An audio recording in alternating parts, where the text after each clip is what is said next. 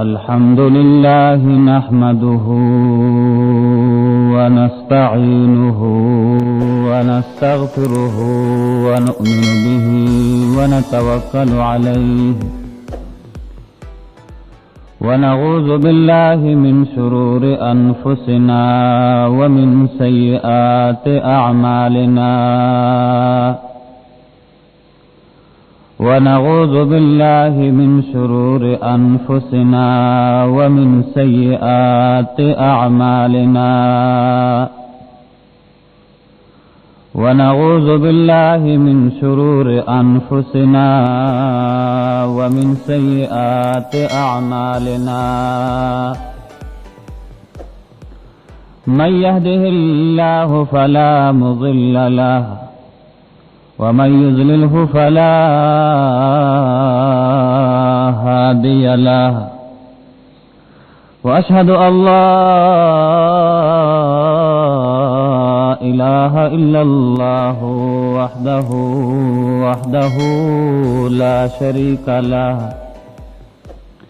أبدي سرمدي لا أول له ولا آخر له لا ضد له ولا ند له لا بشير له ولا نذير له ولا وزير له ولا مشير له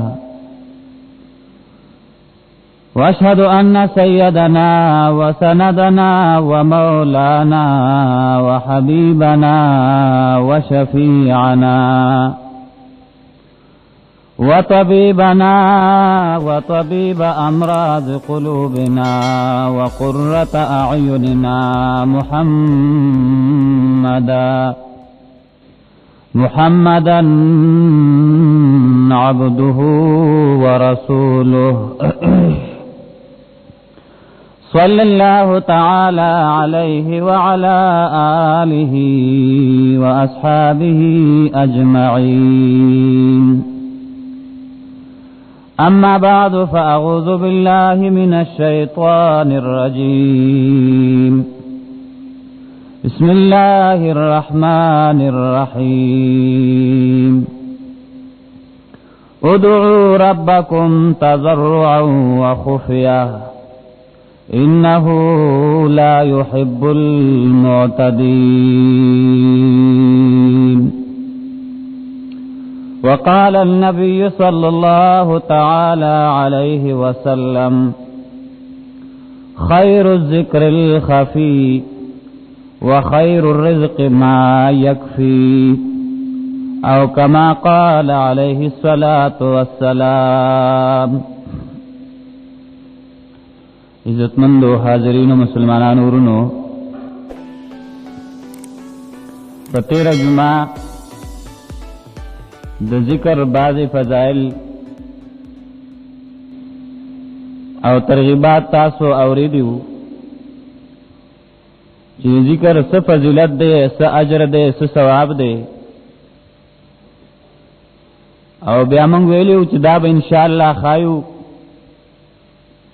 چې په شریعت د محمد مصطفی صلی الله علیه وسلم کې د ذکر صحیح او شرعي طریقه څه ده. ذکر د هغه بیان شوی چې هغه د الله عبادت دی، ذکر د الله یاد دهانی او یاداش دی، ذکر د الله د کتاب تلاوت دی، نور تم شاملو دارنګ اوراد شرعیات شریعت کې داغین ثابت دی، سبحان الله ویل، الحمدللہ ویل، لا الہ الا اللہ ویل، اللہ اکبر ویل، هغم اذکار دی او خبر په دغه اذکار باندې کو. خدایات ساته ادعوا ربکم تضرعا وخفیا، دا آیت کریمه ذکر ته هم شامل دی او دعاګانو ته هم شامل دی. که یو سړی ذکر کوي نو د آیت کریمه مطلب دا دی چې ذکر بم په پټه باندې کوي. یو سړی دعا غواړي ام بهتره طریقه دا چې دعا په پټه باندې وغواړي. او علماء کرام ذکر کوي چې ذکر هم په پټه باندې بهتر دی او دعا په پټه باندې بهتر ده. او د ذکر د پټوالي لپاره دا آیت په استشهاد او دلیل کې پیش کړی دی. ملک العلماء امام کاسانی الحنفی رحمه الله هغه ذکر کوي په البدائع الصنائع کې اول جل 196 نمبر صفحه کې ولی ابي حنیفه ان رفع الصوت بالتكبير بدعة في الأصل لأنه ذكر وسنة في الأذكار المخافة لقوله تعالى وادعوا ربكم تضرعا وخفيا.